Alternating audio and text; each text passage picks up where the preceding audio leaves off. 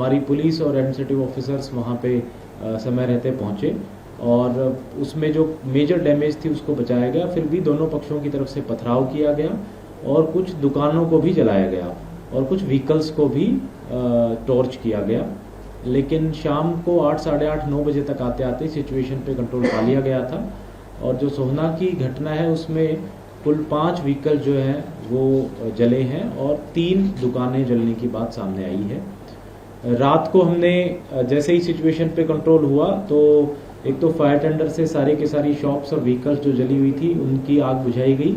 और जितने भी ऐसे व्हीकल्स सड़क पे लाइन थे वो रात भर में क्रेन्स और हाइड्रा की हेल्प से उनको एक तरफ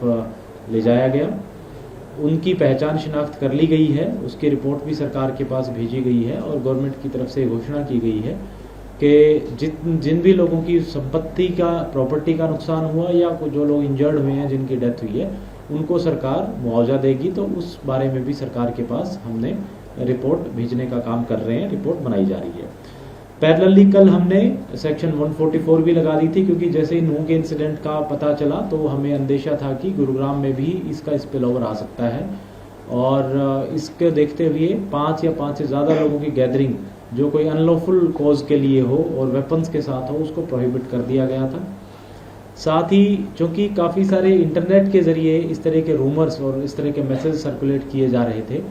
तो हमने सोहना में, मानेसर में और पटौदी में 3 कस्बों में इंटरनेट सुविधाएं भी बंद कर दी हैं और वो अगले ऑर्डर्स तक बंद रहेंगी। एक बार सिचुएशन जब इम्प्रूव होंगी तो उनको फर्दर रिस्टोर किया जाएगा। कल रात को एक और इंसिडेंट लगभग 12:30 बजे, 12, साढ़े 12 बजे के पास रात को हुआ। सेक्टर 57 में गुरुग्राम में एक मस्जिद में के एक हिस्से में आग लगाई गई। हालांकि फायर टेंडर्स के जरिए वो आग जो है वो बुझा ली गई थी और बहुत कोई मेजर डैमेज उसमें नहीं हुआ। जो मस्जिद थी वो अंडर कंस्ट्रक्शन थी, लेकिन वहाँ पे जो कुछ अनरूली एलिमेंट्स ने जब हमला किया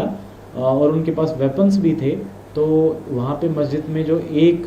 इंडिविजुअल जो थे उनको फायर इंसिडेंट से उनकी फायरिंग से उनकी बुलेट इंजरी से मौत हुई है,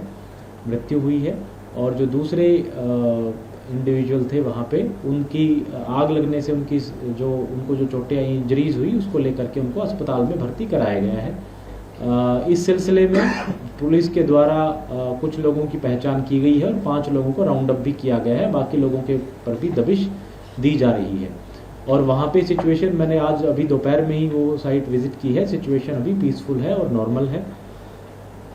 सोहना में आज सुबह फिर हमने जो दोनों समुदाय हैं, हिंदू और मुस्लिम समुदाय, उनके जो मुख्य लोग हैं, मेन जो उनके लीडर्स हैं, उनके साथ एक बैठक की, पीस कमेटी की मीटिंग की। उसमें हमारे दोनों पक्षों के लोगों के साथ साथ वहाँ के जो पॉलिटिकल लीडर्स हैं, एमएलए हैं, वो भी वहाँ पे मौजूद रहे और दोनों पक्षों से हमने शांति की अपील की है और सब ने सहमति जताई कि वो प्रशासन का इसमें सहयोग करेंगे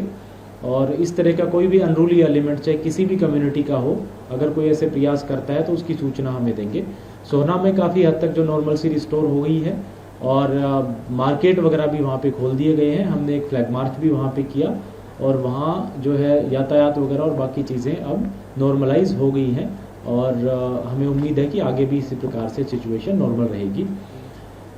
कुछ सोशल मीडिया सर्कल्स पे रूमर्स और फेक मैसेजेस जो है वो सामने आ रहे हैं, जो एक तो बहुत सारी जो जितनी भी इसमें डैमेज हुई है उसको बहुत बढ़ा चढ़ा के बता रहे हैं, या कुछ लोग अपने आप को किसी एक पर्टिकुलर कम्युनिटी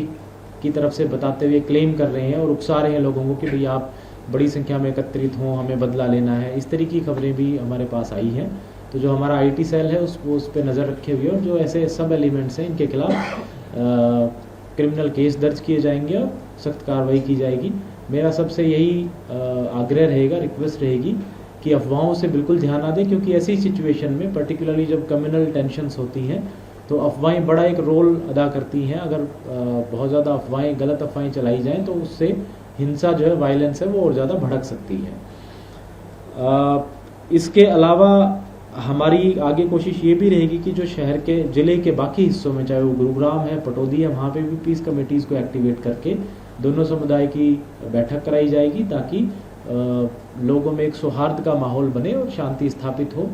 कुछ कुछ जगह अभी भी आज दिन में मोबिलाइजेशन का, लोग इकट्ठे होने का जो है खबर मिली है, लेकिन हमारी जो पुलिस फोर्सेज हैं वो वहाँ जा कर के और सिचुएशन को कंट्रोल कर रही हैं। कुछ फेक न्यूज़ ये भी चलने में आई कि कहीं प्रशासन ने, सरकार ने किसी को कहीं से पलायन करने के लिए कहा है या कहीं से जाने के लिए कहा है। मैं बिल्कुल स्पष्ट कर दूं कि एडमिनिस्ट्रेशन के द्वारा या गवर्नमेंट के द्वारा इस प्रकार के कोई डायरेक्शंस नहीं है। मैं आप सभी मीडिया साथियों के ज़रिए लोगों से अपील करना चाहूँगा कि वो अपने अपने घरों में रहें, ज़रूरी कार्य से ही बाहर निकलें और इस तरह की अफवाह से बिल्कुल विश्वास ना करें कि आपको कहीं जाने के लिए कहा जा रहा हो। प्रशासन जो है वो इसमें पूरा मुस्तैद है, पूरी स्थिति पे नज़र बनी हुई है और सिचुएशन कम्प्लीटली अंडर कंट्रोल है। जी, इसमें आप किसी मीडिया साथी को सवाल तो मेरे पास है कि कितने जो है पुलिस ऑफिशियल्स डिप्लॉयड है इन बोथ गुड़गांव और सोलन, एंड सर दूसरी चीज़ है कि क्या गुड़गांव में भी सेक्शन 144 के साथ साथ इंटरनेट बंद करना जा सकता है, इसका कुछ प्लान? देखिए, गुरुग्राम में अभी जो जितनी भी हमारी गुरुग्राम पुलिस की नफरी है वो सारी की सारे पुलिस पर्सनल यहाँ डिप्लॉयड हैं। बाहर से हमें फोर्स अभी उसकी आवश्यकता नहीं पड़ी है, लेकिन हरियाणा सरकार के पास सफिशिएंट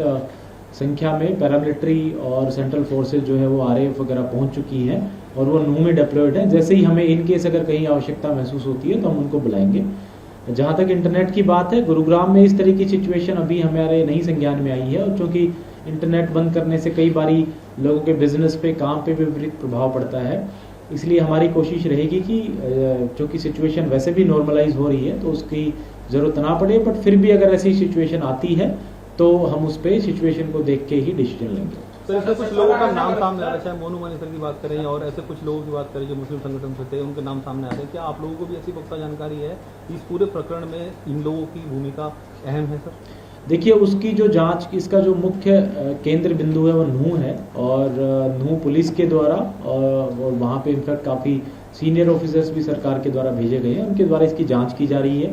और निश्चित रूप से जो जो लोग दोषी होंगे इसमें उनके खिलाफ एक्शन होगा। गुरुग्राम में हमारी कोशिश ये है कि चूँकि ये नूह का स्पिल ओवर है तो हमारा प्रयास ये है कि कोई ऐसे रूमर्स नूह से या और कहीं से भी ना फैलें जिसकी वजह से हमारे यहाँ गुरुग्राम में सिचुएशन जो है वो अनकंट्रोल्ड हो। उसी पे हमारा प्रयास लिमिटेड है।